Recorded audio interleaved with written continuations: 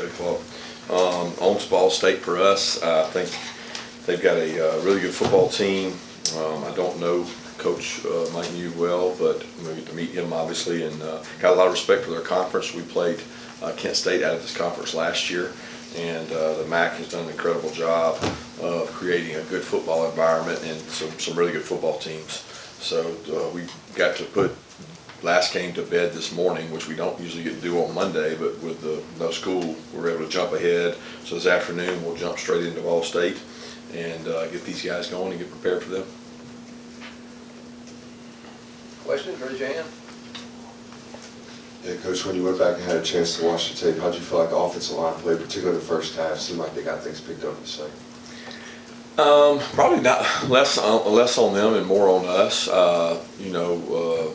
Team did a good job. UT Martin did a good job changing some things up. We had some plans to handle some things a different way, and they did a couple things to hurt us, and probably hurt our offensive line more than our offensive line didn't play well.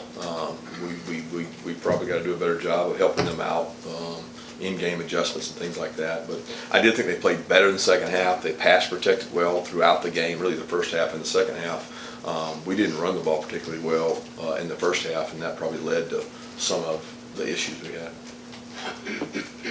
Coach, this is a real general question, but what are the biggest improvements you want to see your team make from this week to the next week to this week? God, I don't even know how to.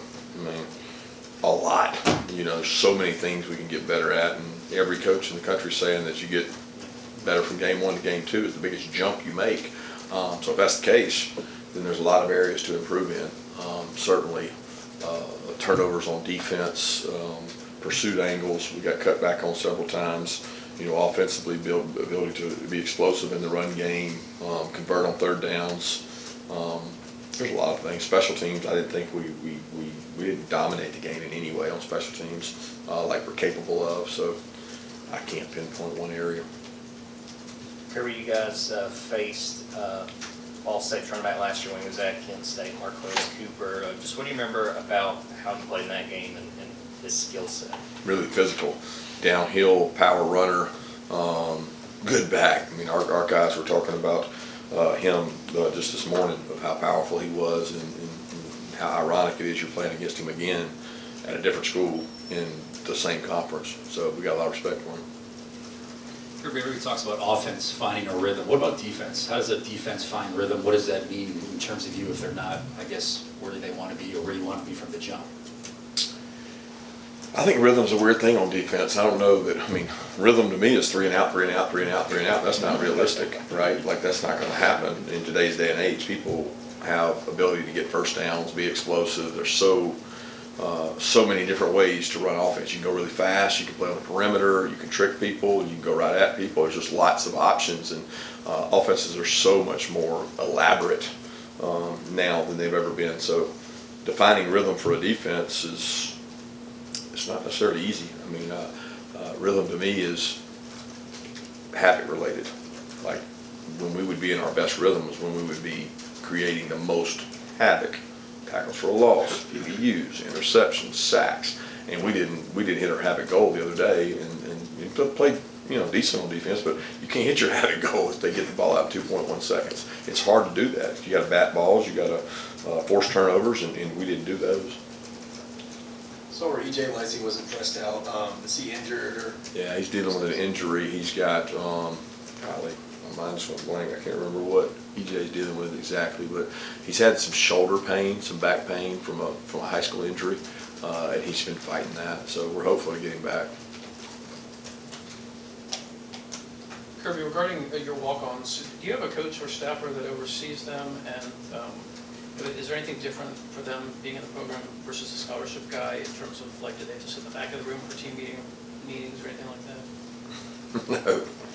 I hold walk-ons in the highest regard, and as we recruit them, we explain to them that they will not be treated any differently, and they'll be treated just the same and afforded the same opportunities. I think if you asked the walk-ons that question, and we had a kid stand up in one of our connection meetings, and I thought he did a tremendous job. I said, explain to everybody what it's like being a walk-on, and he might tell you that's different. He might say, well, you don't get the first shot. You know, you have to really earn it. You have to truly earn it. You have to go out there and work. You have to be part of the scout team and just outwork people. And we've had some guys do that. We show Prather Hudson examples all the time. That first year I was here, he was busting long runs repeatedly on our defense, and he earned his way to a scholarship and a really good player.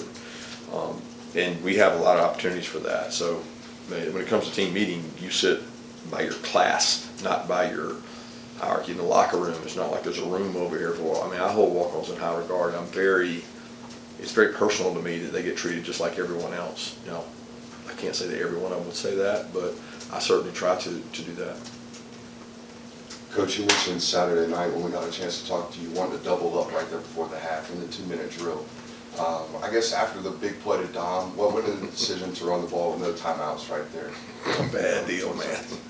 Bad deal. To be honest with you, it's just a miscue, not knowing how close it was to the goal line and probably making a decision too fast. We spend a lot of time on those moments like that, and I take a lot of pride in moments like that, and should never happen, you know, should never happen. But making a decision really fast, sometimes you don't make the right decision. We had enough time there. We actually got the ball snapped without losing any time on the clock. But the decision was you know, thinking it was probably closer than it actually was, and it cost us. It cost us at least one play. Coach, when did you become aware that Jarvis Jones got arrested Friday night, and what is your reaction, and will there be any internal repercussions? Yeah, there'll be an internal discipline. It's a personnel matter, and I really can't comment further on it. Yeah, Ladd and DAndre don't play, discussed their injury before. What's sort of the plan with them in terms of getting them up to speed and getting them in a place where they can contribute and possibly see the field? You're asking about the injury or where they are? Yeah, where they are. Dejan, we feel like could have played. I think I said that the other night. We think Dejan could have played in that game. He practiced, he warmed up, he did everything leading up to the game. He's actually had this injury before. I can't remember if it was Vanderbilt or maybe Florida during the off week last year. Very similar injury. We feel good about him. I haven't seen him practice today, so I don't know that, but I feel pretty good about Dejan. I thought he could have gone last week. And then Ladd, he's day to day. I mean, we thought he might be able to go last week, and he wasn't. He was really a game time decision. Didn't feel good on Friday, so we held him on Saturday, and he's running today, but he's dealing with some back pain that's been lingering for him. Coach, ask you a little more about Carson. You didn't have to go back and looking at the tape. Was nerves a problem maybe right after his first career start and all that? Just overall, how do you think he played? I don't understand. I mean, I don't understand you guys sometimes. I really don't. I thought Carson played. I thought just like I did when I looked at it. I came in there and talked to y'all Saturday night. I thought Carson played really well. He played composed. I'm trying to think of the throws that were just awful or erratic. And I didn't see that. And I said the 1 3rd down, he admittedly threw the ball a little bit behind Dom, thinking Dom was sitting down, and Dom broke in, which Dom was correct, and he missed him on that throw. But you know, outside of that, there's going to be incompletions in games. There's going to be looks that maybe they fool you with, you didn't see in the week in scouting report. But his run check game, his carrying out his fakes, his decision in the pocket, him throwing the ball away. I mean, I thought the guy for a first start played really well. Kirby, 2 questions. One about what did you see in Mekhi Muse that made you go after him, and is he or Dan Jackson, or have you awarded any of the walk-on scholarships recently? Do you have room for that? Yeah, I don't get into I'm not big into the talking about the scholarships and doing that. We have multiple guys who've gotten them, you know, outside of the one time, I think Notre Dame locker room, we awarded Rod, and I learned a valuable lesson in that I don't think that's always worth the publicity that you get. I think sometimes you can do more damage than good with guys that may feel like they deserve one. And we keep that internal, and if it gets out, it gets out. But Dan and Muse have been tremendous. There's another 20 walk-ons that go out and practice so hard every day that you don't get to see because maybe they don't have quite the ability or they're not quite as far up the depth chart. So I really respect all those guys. And it's a credit to Muse, who came in here and wanted an opportunity to compete, earned it. We saw him in high school, and he was high on our preferred walk-on list, and he earned it. He came out and really competed and did a great job, and I think everybody on the team will tell you he's earned what he's gotten with the way he practiced. Kirby touched on Carson's run checks. I'm curious, kind of layman, like how much freedom does a quarterback have, and how does Carson, when you're at the line and you maybe see 8 in the box, you know, and but you've got a run play called, how much freedom does a quarterback have right then to change the play or change the direction of their play? Yeah, there's parameters you give them. There's runs that have checks. They have runs that have checks from run to run. There are runs that have check from run to pass. There's certain looks you're allowed to check the pass. Every week we package those, but not every play has those. So there's sometimes when you're going to sit back and, as you guys can do and we can do as coaches, you can second guess and say, well, he should have thrown that ball because it had an option to throw. Then there's the check to a throw, which is completely different than a run pass option. So it's really complicated and elaborate, but he did what he was coached to do, and he did exactly the things that we want him to do. They got 2 outside, we're checking this. Okay, they got this, we're doing this. He followed those, and he's already done that. Like he did that all last year under Coach Monken. So like he did it in practice because he had to be ready to play. If they've got this coming, we can't run that play, we got to go over here and do this play. So not every play has that, because some plays are fastball, some plays are speed break. Every play has its own identity, but he's very bright and he understands it, and we're lucky that we can do some of the things we can do because he's like Stetson in that way, that he's been in the system long enough to handle the volume. Coach, you had high praise for C.J. Allen after the game on Saturday. Now that you've had a closer look with film, how do you feel he did in terms of understanding the defense and being at the right place at the right time? Yeah, the praise I have for C.J. Allen is not more about his performance, but his ability to handle information and play within our defensive scheme at the signal caller position. So like that position, you go comb the country, you're not going to see a ton of freshman linebacker that are out there playing, making the calls. Like that is impressive. As far as how he played, I think he had some jitters. I think he was nervous. I think a lot of our guys were. Anxiety there. You got to go out and play in your first college game. I mean, I can't imagine going straight from high school to being out there and playing, and he got afforded that opportunity, and he played okay, but he really bright.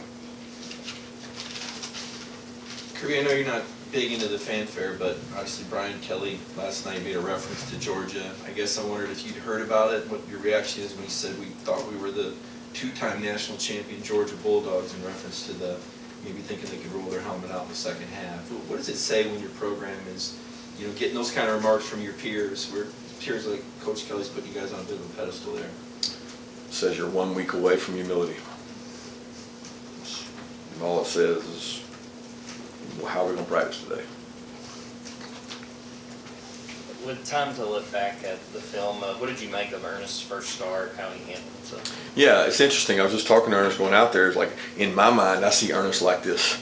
Man, he's been out there all spring. He's competed. He's played. It's like, I mean, he's in his 2nd or 3rd year, and you forget that that was his first game in, I guess, 2 years from high school, and he has not had to play. He didn't even get to play. You think about all the guys that got to play last year in the games we had to lead. He never got that. Now, my expectation is that he plays at the level of a starter, and he flashes at times to be sudden, quick, do everything right, and then he had a couple plays where he didn't. And I'm like, you know what? That's no different than C.J. Allen. That's no different than Dylan Bell was last year. He's going to go through those WTF moments, I call them, and it's inevitable that they're going to have them. And he had a couple, but he also had a couple really, really good plays. And I'm excited about what he can do if he continues to grow and get better. He can't have those moments. Hey Kirby, I know you mentioned that Kendall is still sort of pushing through injury. Just where is he in terms of how he responded to playing Saturday? And then I guess what does it say about him that he did want to push through the way that he is? Well, Kendall's dying to get out there, man. This guy got a great heart, great soul, he loves this program. He'll give anything for this program, and it kills him not to be out there. And he has not been able to practice most of camp due to his injury. And we're dealing a little bit now with, all right, how does he stay warm and able to do it? Because he's used to playing, right? He plays in a rotation at running back, but he played on all the special teams. Well, now he's not doing that. So when he's not in on offense, he sits over there, it gets cold, he's got to stay warm. He goes in at halftime, the leg tightens up, and he doesn't have what I call the camp stamina. You know, he didn't really go through camp. He worked out, he ran, he did what he had to do, but he could not get himself in playing shape just by camp. So we're really battling that now to get him back right. And I think he said himself, if you asked him, he said, I'm around 92%. That's what he quoted it. And I don't think his stamina's at 92%. I think when he's when he's 100% conditioned, he's at 92%. And we're trying to fight that to get him back. It's a delicate line, right? Of do you bring him back and try to play him and get him in shape, or you sit on the shelf and you don't get carries, you don't get. I mean, that action he got the other day was like scrimmage 1 and scrimmage 2 because he didn't get to play in those. Coach, Saturday night you mentioned jitters. We don't even have to talk about the quarterback position, but just as the offense as a whole, how much of the responsibility relies on the coordinator to settle his players in that moment, and how do you go about doing that? Yeah, I don't think you can say it's up to a coordinator to settle the players. You certainly can call it conservatively to try to figure out where we are, where the guys are. You got 2 backs that have never played, never carried a ball. Got a quarterback that's never started. You got 2 starting receivers I know of out, 1 that's played a lot, and Meek's out. So there's a lot of new pieces of the puzzle, let's say. And I have high expectations for all those guys, but there's a little anxiety there and a little bit of let's figure out where we are. And when you take the gloves off and say, all right, let Carson go play, then he goes and he plays well. And those guys do too. I mean, think about C.J. Smith and Ra and Dom for the plays they made.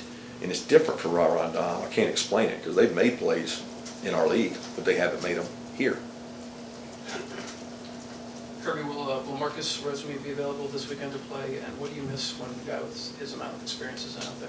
Yeah, Marcus is going to be available to play, and the number one thing we miss is leadership. I mean, the guy is incredible as a leader, and he stands up, admits when he made a mistake, and he is one of the toughest, most competitive. Like, the practice today for him will be like the Super Bowl, and every day is like that for him. I mean, he sets an example in that room that I think it embodies our receiver room. I haven't been around a receiver room that actually cares as much about blocking as these guys do, and they do that because their leader has that personality. Kirby, we saw Small London get in, I think it was maybe 1 snap, run somebody down, and then you basically... Did he only play 1? Well, that's the only one I remember. But there's a guy that, how close is he to being back fully? He's close. We felt like in some sub situations he would be able to play, and I thought he played. I didn't chart it, so I don't know. But I know the player you're talking about over on our sideline. That's the only one I remember. But he feels good, feels healthy. It's another one of those deals. Can he get in shape by running and playing without wearing his legs out and staying fresh? So, but he looks good out there, and we expect him to be able to play. I mean, he was cleared to go this week, and it was one of those we were going to be safe as we could. Have time for 2 more questions? With the outside linebacker being such a young, how did you evaluate the play with the guys last week? Well, we didn't get to see a whole lot. They in the run game, I thought they did a good job. Chaz had several good closes, several good plays, setting edges. I mean, the things that hurt us in terms of quarterback run was not always on them. So we got hurt on quarterback runs several times. It was a couple times the linebacker, 1 time the safety. I mean, it was different things.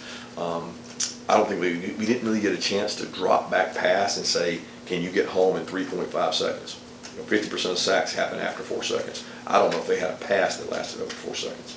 So it's just the same song, different year. If the ball's going to get out quick, what are your answers?